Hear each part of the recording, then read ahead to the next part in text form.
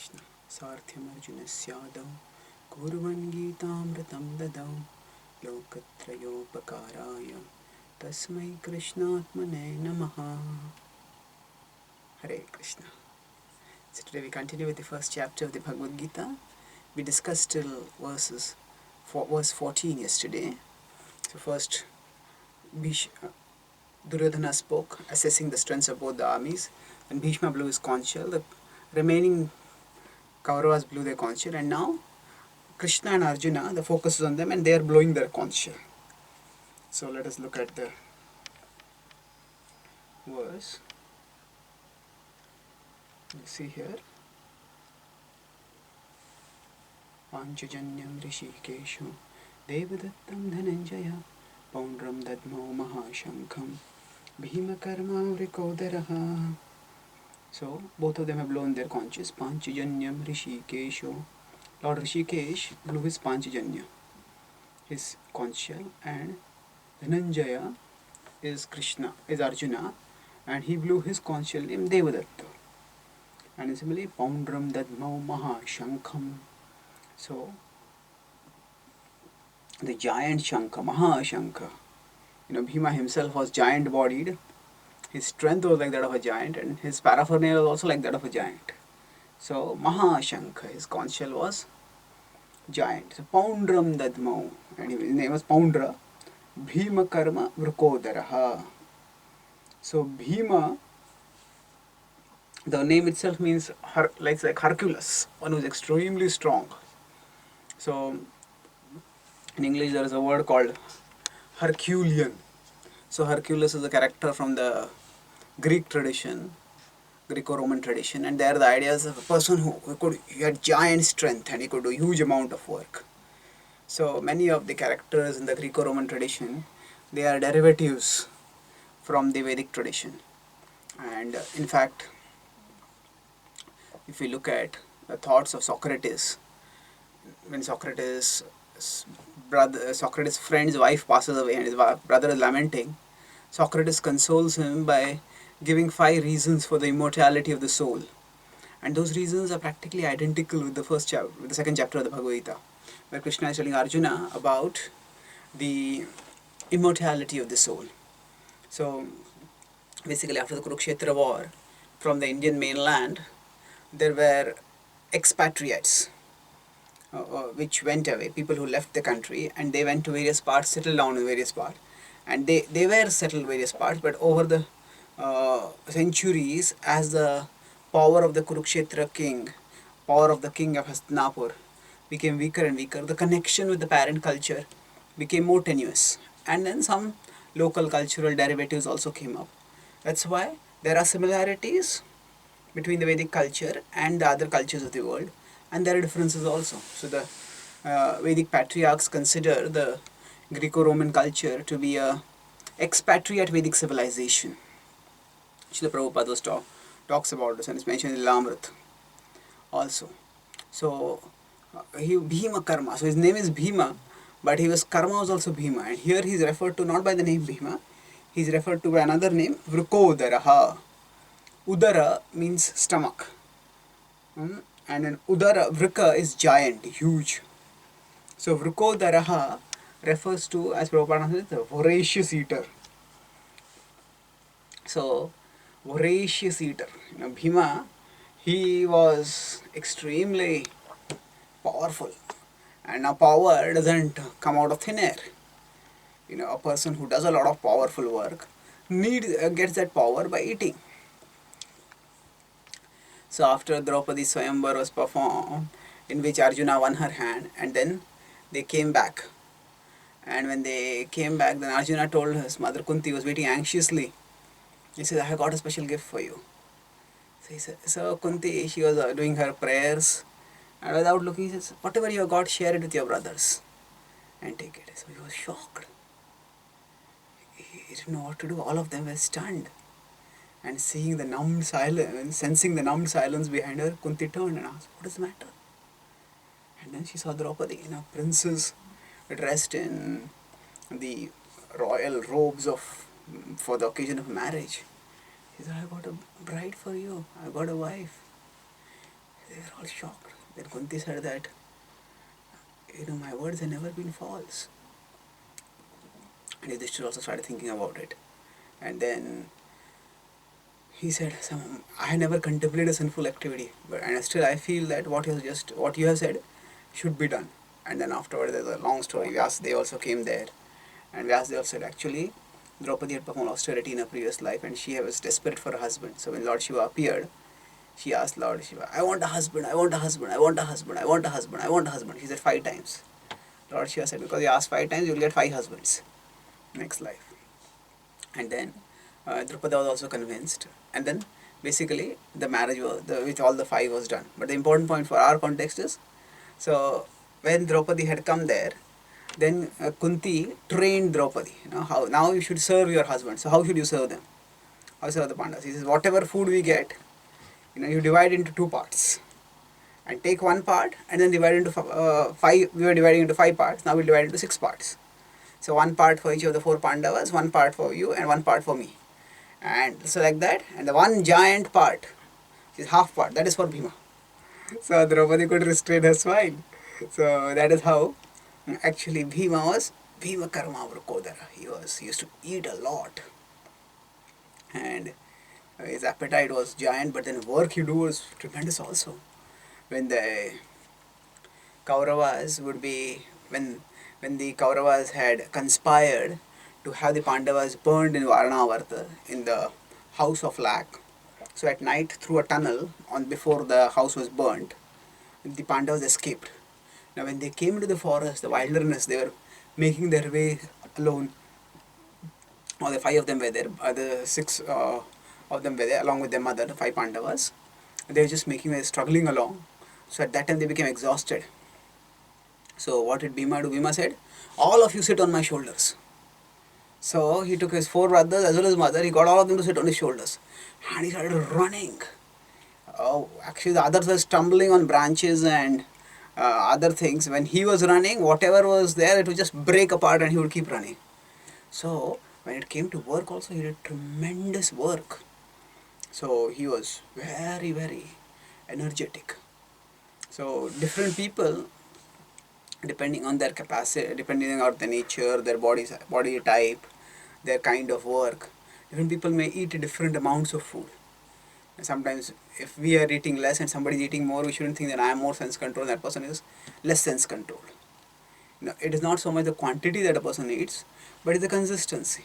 If just because today there's a nice food, I eat a giant quantity, and next day I eat because I don't like it, very less, then that sort of alternation is naturally something to our taste we may take a little more than usual. But if we are just alternating depending on the tastes, and then that is more of a lack of sense control. Some person on a regular basis, that person needs more food. That's not necessarily lack of sense control. In the Vaishnava culture, we also have Raghunath Goswami once in 3 days would take a little bit food. Take just some buttermilk 2-3 days. And we have Bhima who could eat so much. And for Bhima, fasting was nearly impossible. And it is actually this whole Pandav Nirjala Ekadashi, we get it because of the kindness of Bhima. And it's not the kindness of Bhima, it is the giant appetite of Bhima. Bhima told Vyasadeva, who was like his grandfather, in a sense, directly actually, he was Pandu's father. So generally speaking, because so this was a particular system in the Vedic culture, that if a woman, the dynasty has to go on, and if a woman in the dynasty does not have a husband, then the brother-in-law can impregnate her. But when the brother-in-law impregnates her, actually that brother-in-law, the offspring that are born, are not considered to be the sons of that brother-in-law. They are considered to be her sons, and they are considered to be descendants of the deceased husband. So if the brother-in-law is inseminating, so that just the dynasty can go on, then it's not considered the brother-in-law is the father. That's why in the Mahabharata, although it is Vyasadeva through whom Dhritarashtra and Pandu are born, Dhritarashtra and Pandu don't refer to Vyasadeva as father, nor do the Pandavas refer to him as grandfather, because that is a it is a contingent arrangement. It is a because of a emergency that particular arrangement has been done, and there is the focus is not so much on in modern times, which idea might seem controversial, right? Might be scandalous also. How can a brother-in-law inseminate his own brother's wife? But the point is that in our culture, the focus is too much on lust and sex. In the past, the lust and sex has always been a part of human culture, an important part, quite a quite a significant part. But nowadays, it is dominant, predominant, in fact. And because of that, all relationships we just can't. Many people can't think of anything beyond the carnality of those relationships. But in the earlier culture, the dynasty was very important, and continuing the dynasty was also a very important function. So the focus in this thing is not on the immorality or the sensuality. That was just there's a one-time contact with Vyasdev and Ambika and Ambalika, and after that, there is no other contact at all. And Vyasdev also did not nobody considers him to be contaminated. Vyasdev is still respected as a great sage, as the author of the Vedas, as the compiler, the person who put in written form of the Vedic literature. And the Ambika and Ambalika are not considered unchaste in any way. The point in this is the continuation of the dynasty. So although from the seminal point of view we could say that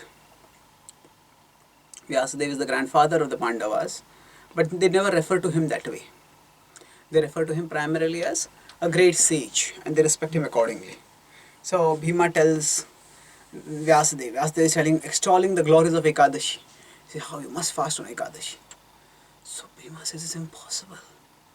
He says, I can't fast. What to speak of fast a whole day? Even from one meal to the next meal it is difficult for me. I feel so hungry. Bhima is doing a lot of work also. So then he says, no, but you must fast. He says, then please arrange for one Ekadashi. If I fast, I can fast once a year. Fast, then please arrange that I will get the benefit of all the Ekadashis. So then Vyasadeva says, yes. Vyasadeva has that potency. And then he says, this is a special Ekadashi. And if you fast on this particular Ekadashi, then by fasting on the one Ekadashi, you will get the benefit of fasting on all other days of the year, all other Ekadashis of the year. That is how the Pandav Nirjala Ekadashi has originated. So the point again is Bhima Karma Avrakodaraha. He used to be a giant eater. And Prabhupada elaborates on the names Rishikesha and Dhananjaya over here. So Krishna is the controller of the senses. What does it mean he is the controller? There are two levels of meaning to that. One, he is objectively always the controller, and the other is subjectively we accept him as a controller and then we voluntarily agree to be controlled by him. So objectively means right now I am speaking, so I think I am speaking and I have the power to speak. But suppose I develop a bad throat, then I'm still here, my throat is also here, but I will lose the power to speak. So objectively it is a reality that my senses are not under my control. Although my senses are, I call them as mine, and although frequently I am able to control them, but at the same time there are times when I am not able to control them. Sometimes people get paralysis, and then when they get paralysis they just cannot control any of their limbs. People get Parkinson's and diseases like that. So therefore the point here is that we have limited powers, and even those powers can be taken away at any time. So Krishna is objectively speaking the controller, and based on our past karma, he gives us a certain level of control over our body and our senses. So now our perfection is to recognize the objective reality and then subjectively accept Krishna as the controller. That means, Krishna, you are my master and my senses are yours. I am meant to be your servant. So please engage me in your service. Please accept me as your servant. So when we understand this and accept this principle, then we are moving towards spiritual reality. So that's how the definition of bhakti is Rishikena Rishikesha Sevanam Bhakti Richyate. Rishikena, with our senses, we serve the Lord of the senses. Then there is Panchajanya. There's a whole story in the Bhagavatam about how the demon Panchajanya and Krishna killed him. And then he was in the form of a conch. He had a conch with him, which is like his defining characteristic. And Krishna took that conch. Now this was just a historical narrative when Krishna appeared, how he got the conch. But actually, conch is eternal associate, and it is paraphernalia. It's always there in the spiritual world with him. But when he appears in this world, there is a particular historical narrative by which his associate comes and meets him, and his paraphernalia becomes his. Now, Arjuna is called as Dhananjaya. Dhananjaya means one who gets dhana, one who has acquired dhana. So actually, when Yudhishthira Maharaj wanted to perform a big yajna, so he needed, yajnas are expensive affairs, he needed a lot of gold for it. So he went to the north and searched in the remote areas and found a lot of gold over there. And that's how he got the name Dhananjaya. And in the context of the Bhagavad Gita, we'll see that through Krishna's instructions, he also got the dhana, the wealth of spiritual knowledge. That is also the ultimate wealth. So let's look at the next verse. Now, after describing this, now the remaining kings are described, remaining people who blow their conch shells. Ananta Vijayam Raja, Kunti Putro Yudhishthiraha, Nakulaha Sahadevascha, Sughoshamani Pushpakau, Kashyascha Parameshvasaha, Shikhandi cha Maharathaha, Drishtadyumno Viratascha, Satyagischa Parajitaha, Drupado Drupadeyascha, Sarvasha Prithivipate, Saubhadrascha Mahabahu, Shankham Dadmu Prathak Prathak. So, Ananta Vijayam Raja, Kunti Putro Yudhishthiraha. So, it's interesting that on the Pandava side, first Krishna and Arjuna are described, then Bhima is described, and after that Yudhishthira is described. Although Yudhishthira is the king, from the point of view of significance on the battlefield, the most influential warriors, first of all, was Krishna and Arjuna, the combination. Then the second most significant was Bhima, and then after that was Yudhishthira. And then Nakula, so his conch shell was Ananta Vijaya. And so Nakula and Sahadev had their conch shells, Sughosha and Manipushpakau. And then a whole list is Kashyascha Parameshvasa. So Kashi is described once again. He is a very famous archer. Shikhandi cha Maharathaha. Now Shikhandi had been Amba in a previous life, and he had been destined to be the cause of cause or instrument of the death of Bhishma. Drishtadyumno Viratascha Satyakish cha Parajitaha. So Drishtadyumna, as I mentioned yesterday, was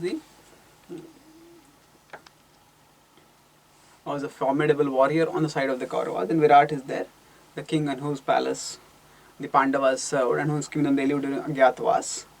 And Satyakis cha Parajitaha.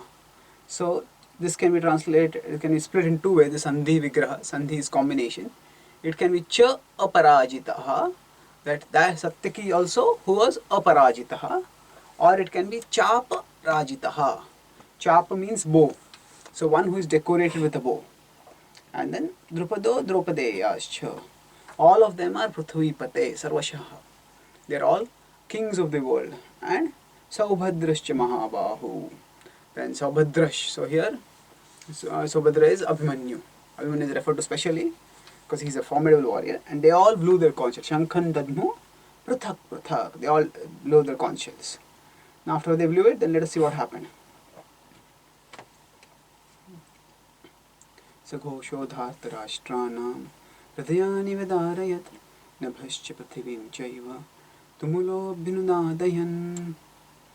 So earlier also it was described as tumula. There was the sound was tumultuous.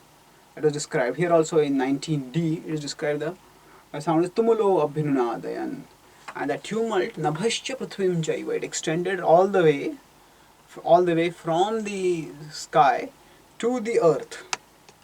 So as it extended like this, all the way. So, but the important point here is Saghosho Dhartarashtrana. This ghosha, this proclamation, this sound. What was the effect of that on the Dhartarashtra, sons of Dhritarashtra? Hridayani Vedarayat. Their hearts were shattered. Why were the hearts shattered? Because the sheer volume of the conch sound, conch blowing, and the confidence that it conveyed, it shook and shattered the confidence of the Kauravas. So when the Lord was blowing the conch shell, and the associates, the devotees were blowing the conch shells, The combination of the Lord and the devotee are undefeatable. And that's why the Kauravas realized we are in deep trouble. They realized in what grave trouble they were. They immediately started feeling shaken, and that's how their heart was shattered. So, actually speaking, these are all signs that the victory is actually going to be the Pandavas, not the Kauravas. Yet, at the same time, the Bhagavad Gita illustrates how, although everything may be set for victory, at the least expected moment, things can go wrong. The Pandavas are prepared for victory, but let us see what happens now. Prepared means they're prepared for battle, but they expected to win. Now, Prabhupada writes in the purport, one who takes shelter of the Supreme Lord has nothing to fear, even in the midst of the greatest calamity. So, how does the devotee become free from fear? Actually, courage is not necessarily the absence of fear. It is the awareness of a presence that dwarfs fear.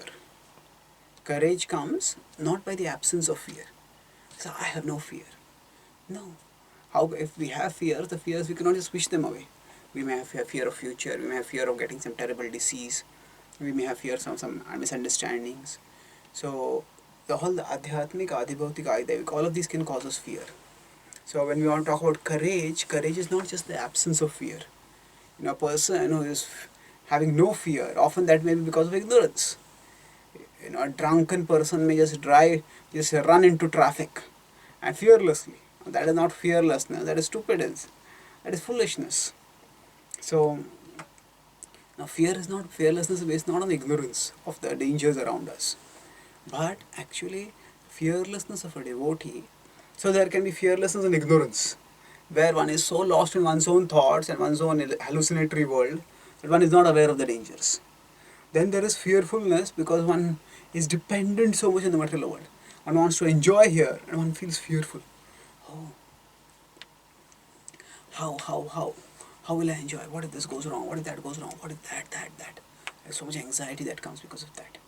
And then beyond that, there is fearlessness which comes from knowledge. When I understand that actually I'm not the body and the soul, and Krishna exists and Krishna cares for me. So fearlessness comes by the awareness of a presence that dwarfs fear. A presence that dwarfs fear. That means when we understand that God is there, and in front of God, whatever be the causes of fear, whatever be the problems that are there, they are all insignificant as compared to God. By the awareness of a presence that dwarfs fear, then courage comes. Dwarfs means to make it very small, like a dwarf. So normally if we are alone and we see some danger, we will feel fearful. If I are going on a dark street and we see that there is some dangerous looking giant person coming along, is this person coming to rock me? I might feel fearful. But then I just look behind and I see a even bigger bodied policeman there with a gun in his hand. Then I'll feel peaceful. What has happened is, it is not that that particular thief is not there, thief is not a threat, but I know there's somebody bigger who can protect. So similarly, in our mind, there are so many fears that are lurking, and those fears, we can't wish them away. But if they are there, what we have to do is we have to increase our Krishna consciousness. We have to become aware of a presence that dwarfs fear, and then the fear goes away. So that's how we move forward in our spiritual life. So the Pandavas were not fearful because Krishna was with them, whereas the Kauravas were fearful because God was not. They had no awareness of a presence that could dwarf fear. In fact, that presence was on their opposite side, or rather, they had chosen the side opposite to the Supreme Lord, and that's why their inauspiciousness, their destruction was guaranteed. Now, till this word, actually the description is going on. Now, Arjuna starts some action. This is the first time Arjuna is doing something.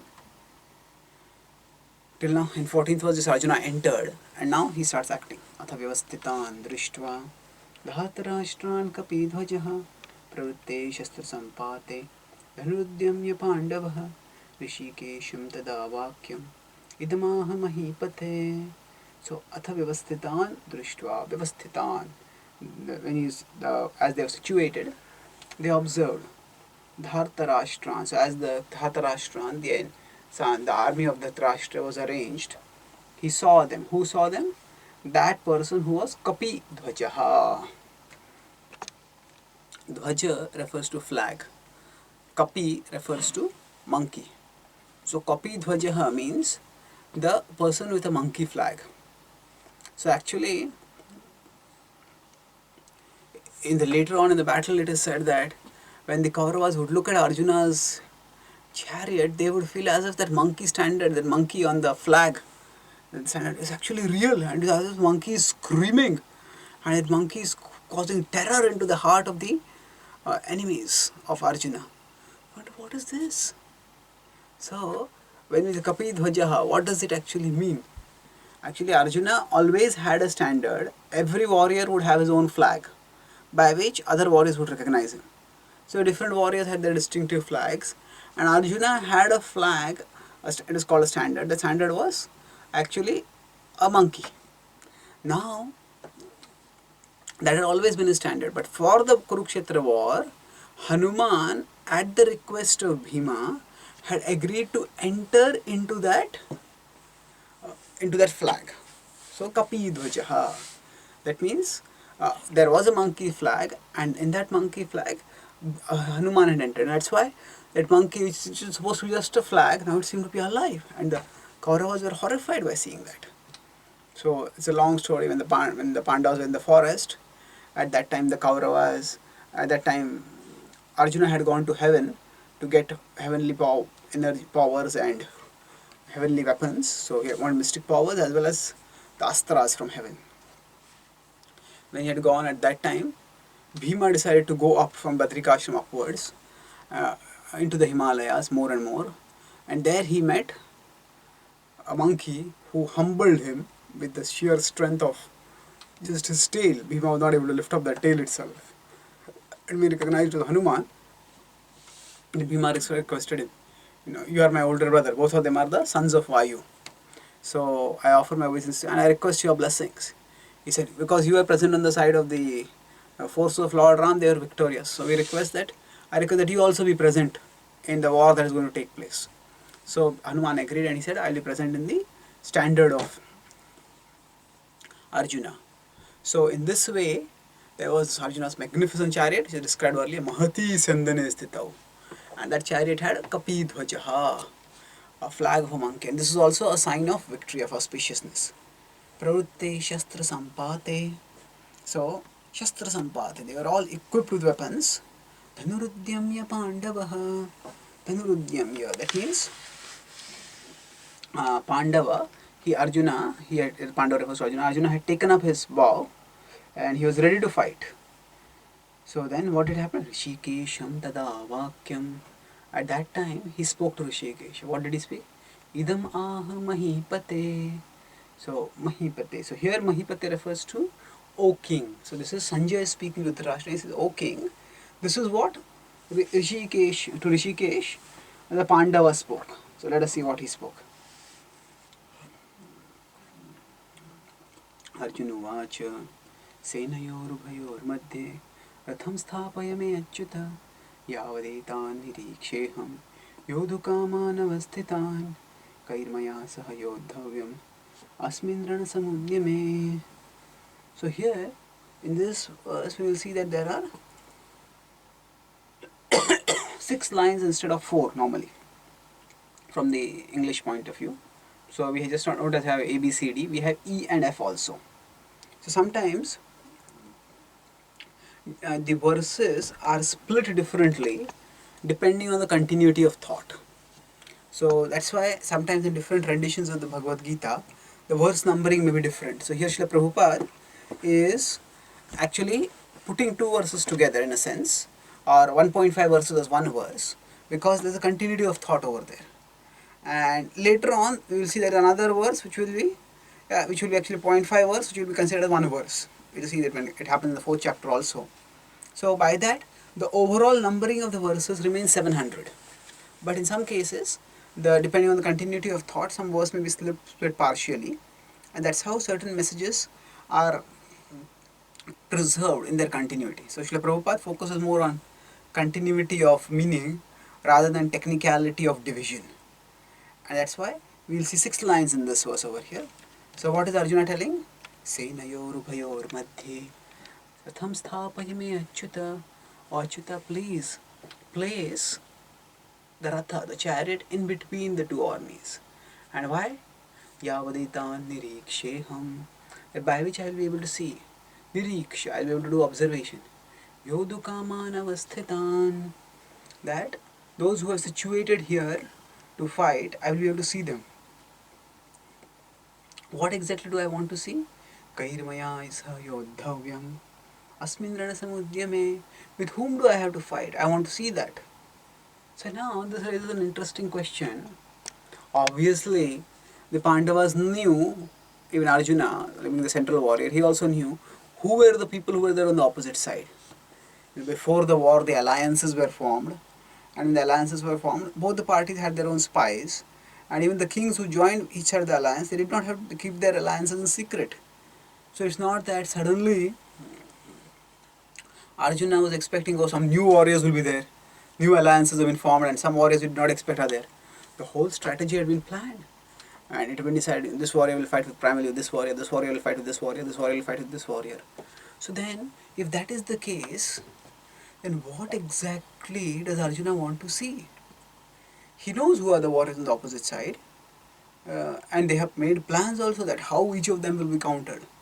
So what exactly does he want to see? Now for the Pandavas, it was extremely mortifying because they were going to fight against their own brothers. They never wanted such a war. And even Bhima, who throughout the forest exile had been breathing fire, finally, when the war became imminent and Krishna said, I will go as a peace messenger and I will try to avoid the war. So at that time Bhima said, oh Krishna, try your best. If the war can be avoided, that will be good. So Krishna was surprised. Krishna said, oh Bhima, it is indeed true that when war approaches, even the courageous become cowardly. That's why when you are talking about peace, so Bhima said, I am not cowardly. He said, I am ready to fight. But why should there be unnecessary bloodshed? So Krishna said, yes, I will try my best. But I know that Duryodhana is obstinate and he is not going to listen to me. But still I want, Krishna's intention was, I want the world to know that my devotees were not instigators of the war. They tried everything possible to avoid the war. But still, in spite of that, the war took place because they were left with no alternatives. So, the greatest extent of Krishna's compassion was that he said, Pandavas will be satisfied with 5 villages also. Just give them 5 villages. But Duryodhana obstinately replied, I will not give enough land to pass even the tip of a needle through. Then Krishna said, then war is inevitable.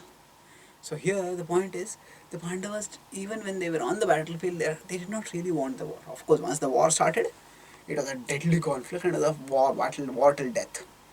But still, they did not want it. So Arjuna wanted to say, how inimical are they? What is their mentality? So that was his idea. He knew who were there. Kairmaya Sayodham, that is, who all have come to fight with me. What is their disposition? Now, how are they going to fight with me? So it was a difficult war to fight. He was trying to understand it. Now, Prabhupada's purport focuses largely on the word Achyuta. So, what is the significance of the word Achyuta? Literally speaking, the word Achyuta means to fall. Achyuta means one who never falls. That Lord who never falls or fails. So, one who never fails in keeping his promise. Sometimes the Lord may be asked to do something which is not actually befitting his position. Just like he is doing now. He is the Supreme Lord and he is meant to receive worship from everyone. But he has become the charioteer of his devotee. And as become charioteer, not only has he become a charioteer, he has also become a part of the non-fighting contingent in the battlefield. Charioteers don't fight, and for Kshatriya to become a charioteer itself is in many ways denigrating. Later on, when Karna requests Shalya to be his charioteer, and Duryodhana is shocked. He says, Shalya is formidable, or how can he be the charioteer? Then he says, no. Actually, I need somebody who is equal to Krishna as a charioteer. And he asks for him. Then Duryodhana goes and asks Shalya. And he's furious. He says, I am a king. And if you want me to, if you feel that I have not fought my battle vigorously, you tell me who are the enemies you want me to kill, and I will kill them. Now, this is such a dishonor for me to become a, for you to ask me to become a charioteer of anyone. For a king to become a charioteer is such a great dishonor. And worse than all, you are asking me to become a charioteer of a Sutaputra, of a person who is not even a proper born Kshatriya. King. He says, for such an insult, I should leave right now and go away. So he was furious. So the point is that to take the position of charioteer is quite humiliating in many ways. In some ways, it's like a big billionaire who has hundreds of cars and who has hundreds of chauffeurs for the cars, suddenly being told to become a chauffeur of some other millionaire. You feel irritated by that, enraged, in fact, infuriated. So that was what Shala's reaction was. And here also, Krishna, why has he done so? Because of love. So there also Duryodhana is ever skillful diplomat. Duryodhana says, oh no, actually my intention was not to denigrate you. My intention was to appreciate you. He said that the greatest of all warriors in the whole battlefield on all both sides is Keshava. And yet Keshava has taken up the position of charioteer. And actually, there may be many charioteers, but there is no charioteer who is equal to Keshava. The only person who can be equal to Keshava is you. And then in this way, just turned the whole thing around. And then Karna got Shala as a charioteer. So the point is, still, becoming a charioteer is quite a low down position. And why did Krishna accept it? Because Arjuna requested it. And the Lord never fails to keep his promise. And now, not only was that an extraordinary request that become my charioteer, but now there's a bigger extraordinary request that the war is about to start and saying, please take me in between. Charioteer can have hundreds of questions. What does the matter? Are you going to sign a? Are you going to surrender? Are you going to try for a peace peace agreement? What about if the enemy starts shooting and you get slaughtered? Now after the conches are blown, then it's all right for the enemies to start shooting. And then you can be butchered also because you'll be defenseless all alone in between the two armies. So he could ask hundreds of questions. But when Krishna's get this request, Krishna follows that request, as we'll see. So he never fails in giving protection to his devotees. And then Arjuna continues his request. Why does he want to go there? Yotsamana naveksheham yete yatra samagataha dhartarashtrasya durbuddhe yuddhe priyachikirshavaha yotsamanan aveksheham. Avekshe means to see. So I want to see those who have come to fight. Ya ete atra samagataha. Those who are assembled over here. And Dhritarashtrasya. Here it refers to sons of Dhritarashtra, but especially not just all the sons, it's one obstinate evil son, Durbuddher, that is Duryodhana. Yuddhe Priyachikirshavaha, desiring his success. So who could it be? How could they be siding on the side of such a person who is so a personification of religion, siding on his party in such large numbers, and getting ready to fight? Is it really true that all these people are fighting on his side? I want to see it. Aveksheham. So we'll see here the word eyes are coming so much. Iksha. Aveksha means to see. That has the root iksha. And we will see in the previous line it was, what was it? Niriksheham. So avekshe and nirikshe. So we had avekshe in 21D, 21C. So actually here what Srila Prabhupada has done is, rather than making one verse is 1.5, he has made 1.5 verses 2. That's why we have 21 and 22 over here. And then on the 23rd verse is this one. So we have got a reference to eyes twice. Now there will be one more significant reference, and then we'll discuss what is the import of these references. So now the discussion is going on. So as I said, the Mahabharata is like a nested dialogue. Nested dialogue means the dialogue happening at multiple levels. So there is a dialogue between Krishna and Arjuna which is about to start. Then there is a dialogue between Dhritarashtra and Sanjaya, which is the second level. And beyond it, the whole Mahabharata is described as a conversation between Janmejaya, who was a descendant of the Pandava Vamsha, who was son of Parikshit, and Vaishampayan Rishi. So Vaishampayan Rishi is narrating the full Mahabharata to Janmejaya. So now the narration is going backwards and is saying that Sanjay is speaking. What does Sanjay say? He says to Yudhishthira. So now the camera was sort of, you can imagine the camera moving forward and back. The camera was on Kurukshetra, and what is happening in Kurukshetra is described. Now the camera is moved from Kurukshetra back to Hastinapur, and in Hastinapur what is being reported is being described. Sanjay Uvacha Evamukto Rishikesho Gudakeshen Bharata Senayor Madhye Sthapayitva Rathottamam. So Evam Ukto Rishikesho, having been spoken to that Lord Rishikesh, Gudakeshen Bharata. So that's how Arjuna's name is Gudakesha. So Gudakesh has many meanings. One is that it is one who has conquered sleep. Gudakesha. Another meaning of the word is Gudak Isha. So Guda is jaggery, and a special kind of jaggery is very delicious. So Ka is Brahma, Isha is Shiva. So Gudakesha refers to that Lord who gives nectar that is like jaggery, delicious jaggery, to Brahma and Shiva.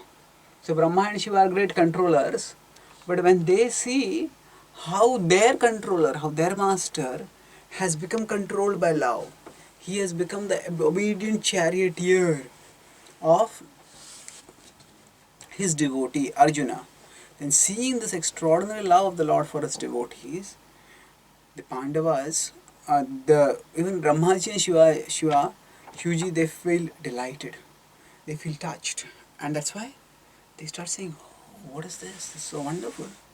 So they also feel as if they are getting a flow of nectar. Gudake Shena Bharata. So Senayor Ubhay Madhye Sthapayitva Rathottamam. So Arjuna is repeating the request which he had made in verse 21. Say, please establish the chariot between the two armies. So now what happens? Look at the next verse.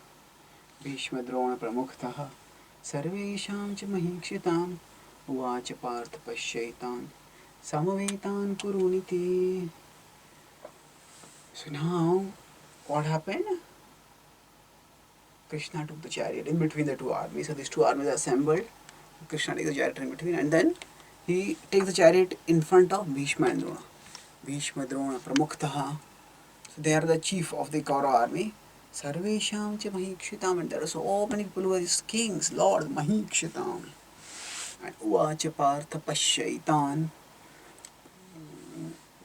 So Krishna spoke, oh Partha, you wanted to see? Now see Partha Pashyaitan. See this. And what happens? Samavetan Kuruniti. Just see how everybody is assembled over here for the sake of fighting. Vishwan Sarvesham cha Mahikshitam. So in this way, the indication is given over here that everybody should be ready to fight. And everybody is actually ready to fight. So Arjuna, what do you exactly want to see? Uvacha Partha Pashyaitan. Oh Partha, what is it exactly that you want to see? Actually speaking, the warriors are there and you have to fight with them. This is a time for action, not for just seeing. So Arjuna Krishna is surprised, but he's saying, Partha Pashya. Oh Partha, please see. This is what I wanted you to say. I have fulfilled your desire. So in this way, the point that is being made over here is that actually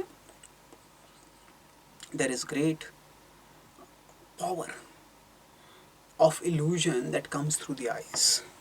And when this power of illusion comes through the eyes, then anyone and everyone can get bewildered. So now we will see how Arjuna will get bewildered just by seeing Uvacha Partha Pashyaitan. So when he sees Pashya, then by that Pashya, he gets illusioned. So actually speaking, in this world, generally speaking, Maya comes through the eyes, Krishna comes through the ears. So of course, this is a very general statement. Somebody Krishna can also come through the eyes when we take darshan of the deities, and Maya can also come through the ears when we hear gossip and blasphemy. But in a broad sense, what we see pratyaksha, that has a lot of capacity to draw us into illusion. So when we look at the things of this world and we say, oh, there's so much pleasure here, and I just have to get it. I just work hard, make some arrangement, and get the pleasure, and I'll enjoy. So it appears the pleasure is readily available, and we just have to do a little bit things, and we'll get the pleasure.